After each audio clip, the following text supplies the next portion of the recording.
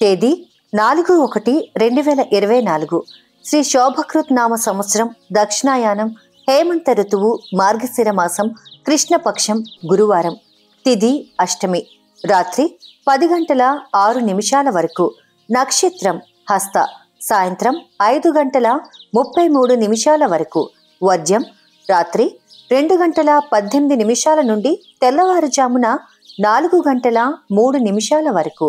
దుర్ముహూర్తం ఉదయం 10:16 నుండి ఉదయం 11:01 వరకు. మధ్యాహ్నం 2:44 నుండి 3:28 వరకు. శుభ సమయం ఉదయం 11:02 నుండి మధ్యాహ్నం 12:39 వరకు.